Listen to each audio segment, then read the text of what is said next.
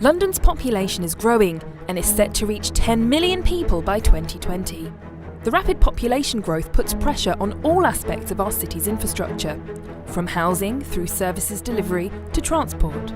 A world-class city needs a world-class transport system. At the heart of it are our roads, the arteries of London's economic life.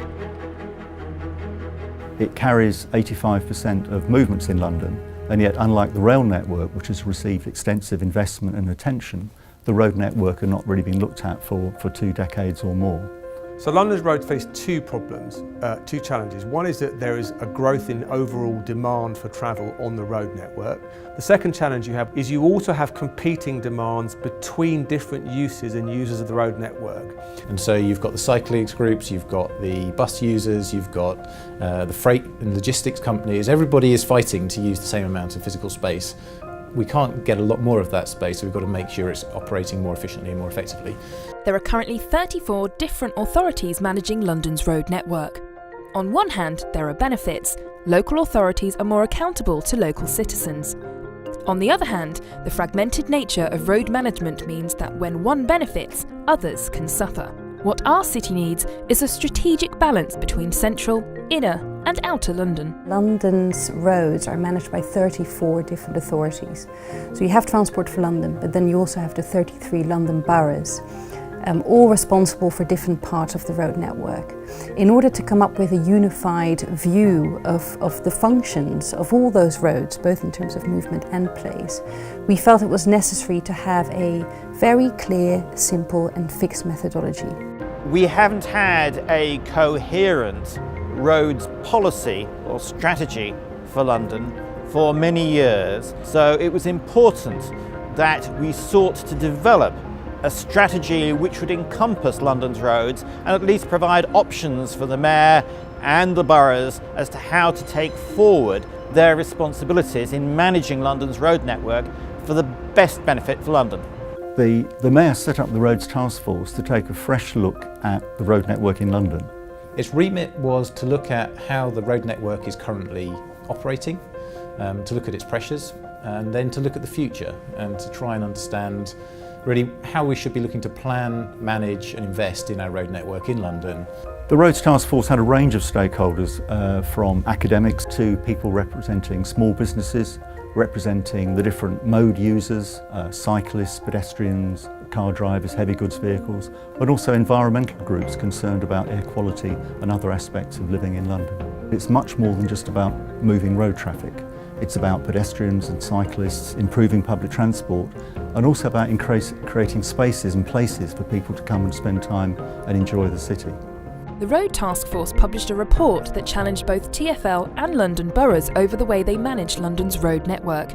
It brought a number of recommendations, and among them the street types, a new way of mapping London's roads.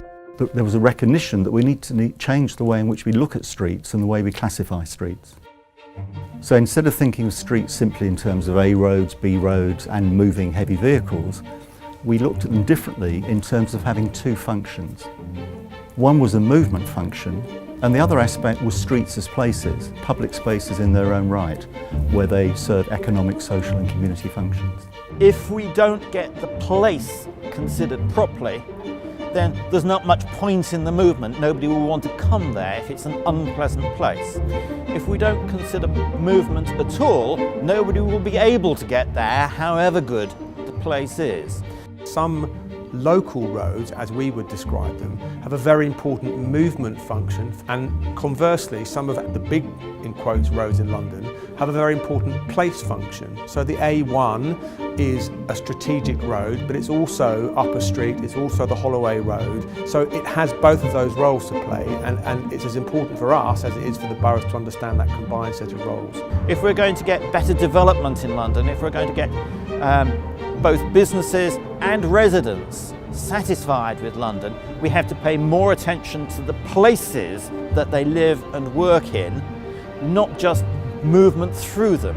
What the street types have offered is a recognition that both of those factors are important. RTF came up with a matrix that assigns each street a type based on its function of movement and place.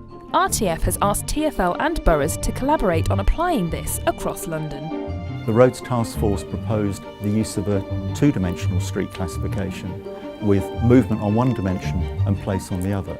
We have 3 levels for movement and we have 3 levels for place. When you put those two together, you end up with 9 cells in a very simple matrix. We wanted a simple way that people would be able to understand the concept, so we used labels to represent the sorts of roads, to describe the sorts of roads that people would recognise as belonging in those different categories. After piloting different approaches and working with existing classifications, we have decided to start with a blank map. Both movement and place are mapped separately using existing data from boroughs, TfL and other sources. We used a combination of technical data and also judgment. So for example, on the technical side, we looked at traffic flows and levels of bus use, etc. On the place side, we looked at things like the intensity of pedestrian activity and the turnover of shops in that area.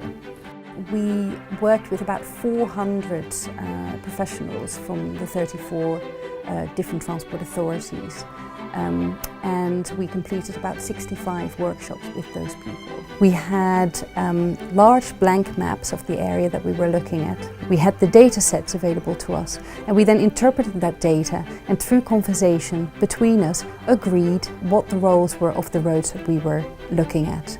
After each road in London has been assigned a place and movement function, the two are merged to show the final picture. I think the effort that was put into the workshops and seminars has meant that by the time we produced a finished product, then it was something that almost everybody could buy into.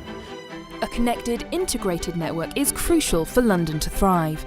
We who manage the road network need to understand that customer experience shouldn't change with political boundaries. We learnt that given a clear context for any road scheme will help designers build a more efficient system that serves our city better. The street types have the potential to be used by everyone interested in the spatial planning, the physical planning of London, but also the design and management of the road network. So developers, for example, are already talking to us about how their developments fit with the street types in the area around their developments. We need to think about investment planning for new schemes on the road network in terms of the street types.